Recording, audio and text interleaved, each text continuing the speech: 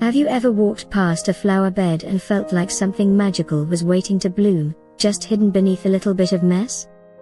That's exactly how I felt standing in front of the Westside garden bed this morning. The light was soft, the breeze was gentle, and all I could see was potential, waiting to be uncovered.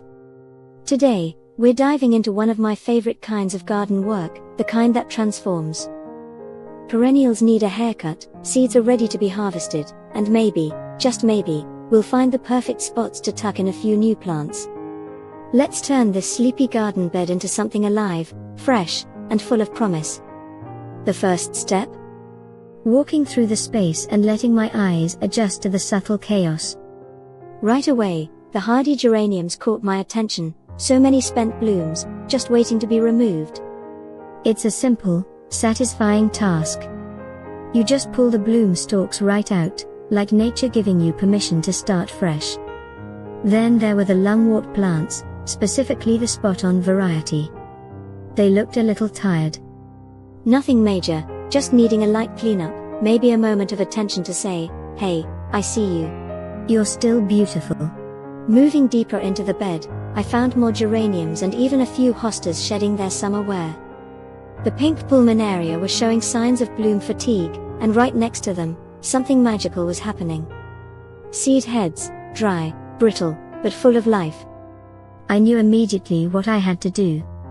Before we clean or cut anything back, we needed to collect those seeds. These are pink petticoat columbine, and their seed heads were bursting. Some had already let go of their treasure, but others held tight, just waiting for me. There's something deeply rewarding about harvesting seeds. It feels like holding future color in your hands. I grabbed a clean bucket, held it close, and started snipping. One by one, I shook the dry pods into the bucket, and watched thousands of tiny seeds fall like whispers. Sure, a few escaped in the breeze, nature's way of ensuring this flower comes back next year without my help, but most of them, I caught. Honestly, it's hard to describe how peaceful it was.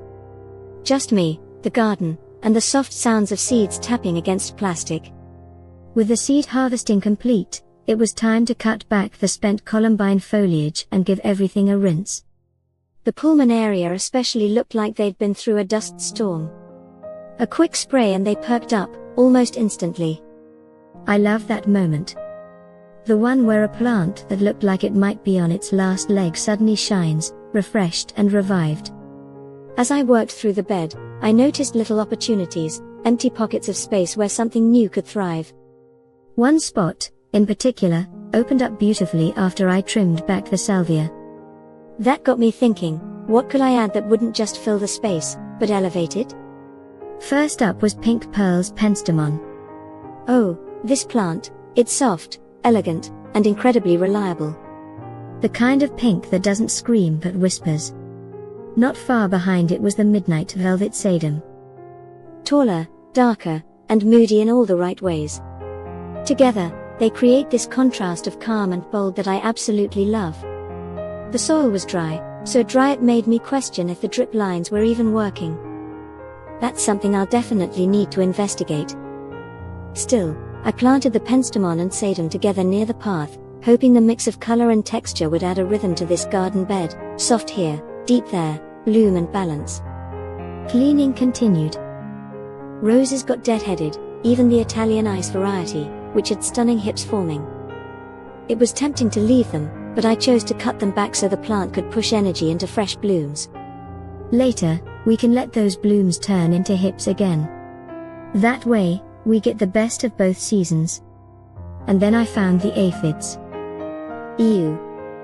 They'd taken over a section of hellebores, hidden, multiplying, sticky. It's the kind of thing you don't notice until it's too late. I cleaned them up fast and sprayed with neem oil, which is gentle but powerful. I made sure to do it when the pollinators weren't active, because I'd never risk harming them. Thankfully, none of the nearby plants were affected. Just this one corner of sneakiness. I also remembered to grab the plant tag for the geraniums I ended up using. They're called Perfect Storm.